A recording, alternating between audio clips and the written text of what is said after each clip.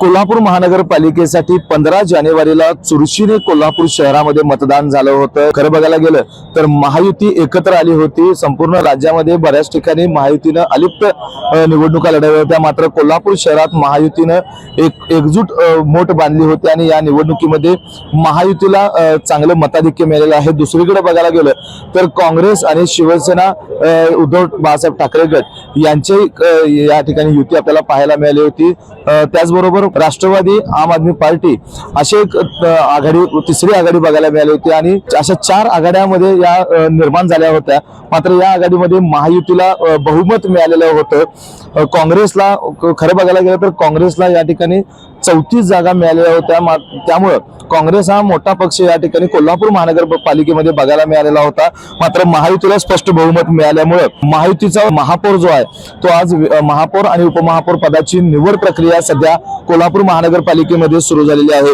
16 जानेवारीला लागलेल्या निकालामध्ये काँग्रेसला 34, महायुतीतील घटक पक्ष असलेल्या भाजपला 26, शिवसेना शिंदे गटाला 15, राष्ट्रवादी अजित पवार गटाला 4 तर जनसुराज्य पक्षाला 1 अशी जागा मिळालेल्या होत्या आणि शिवसेना उद्धव बाळासाहेब ठाकरे पक्षाला 1 जागेवर विजय मिळालेला होता। त्यामुळे महायुतीला स्पष्ट असं बहुमत या ठिकाणी मिळालेलं होतं। त्यामुळेच आज महापौर आणि उपमहापौरांची निवड या ठिकाणी केली जात आहे।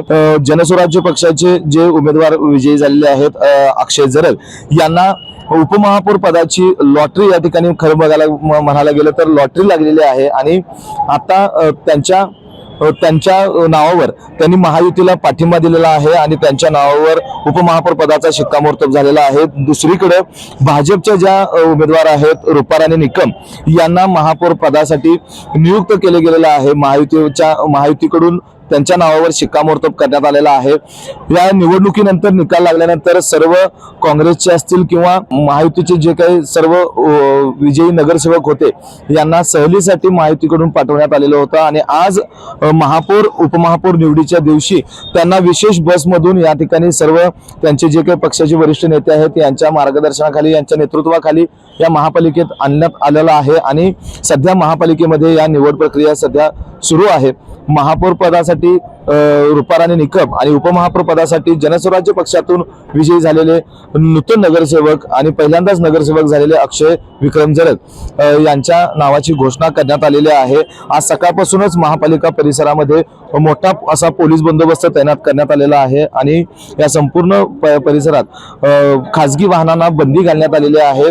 महापालिकेच्या परिसरातील जी बॅरिगेड लावले त्या बॅरिगेडच्या बाहेर नगरसेवकांच्या कार्यकर्त्यांनी, समर्थकांनी मोठ्या प्रमाणात गर्दी केलेली आहे आणि आता जी निवड प्रक्रिया सुरू आहे महापौर पदाची, त्या निवड प्रक्रियेनंतर ज्या काही मिरवणुका आहेत त्या मिरवणुकासाठी सर्व कार्यकर्ते सध्या सज्ज असलेला पाहायला मिळतंय। एकूणच जर चित्र बघितलं तर कोल्हापूर महानगरपालिकेमध्ये ज्या काही महायुतीला यश मिळालेलं आहे त्या यशानंतर आज भाजपचे खासदार धनंजय महाडिक, शिवसेनाचे आमदार, राज्य नियोजन मंडळाचे कार्यकारी अध्यक्ष राजेश क्षीरसागर यांच्यासह सत्यजित नाना कदम, प्राध्यापक जयंत पाटील यांच्यासह सर्व भाजप महायुती शिंदे गटाचे महायुती जे काय वरिष्ठ नेते आहेत ते वरिष्ठ नेते या ठिकाणी आपल्या आपल्या वाहनातून या ठिकाणी दाखल झाले आणि त्यांच्या पाठोपाठ या नगरसेवकांच्या बसेस या ठिकाणी दाखल झालेल्या आहेत आणि आता सध्या महापौर निवडची प्रक्रिया जी आहे ती आता सध्या सुरू आहे। काँग्रेसकडून देखील आपले महापौर आणि उपमहापौर पदासाठी उमेदवारी अर्ज दाखल केले आहेत। मात्र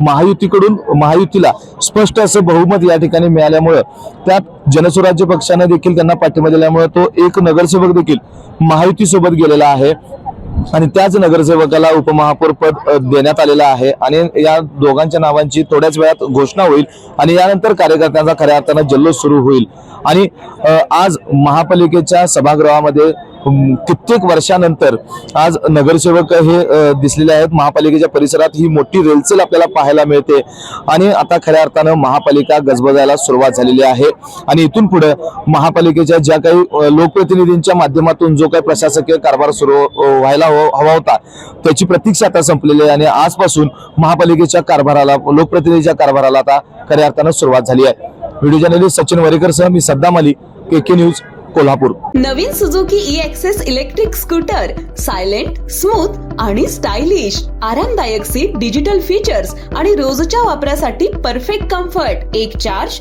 आणि शहरभर निश्चिंत राईड, कमी खर्च, शून्य प्रदूषण. आजच मोहिते सुझुकी कावळा नाका, मोहिते सुझुकी उद्यमनगर आणि मोहिते सुझुकी साने गुरुजी शोरूमला भेट द्या.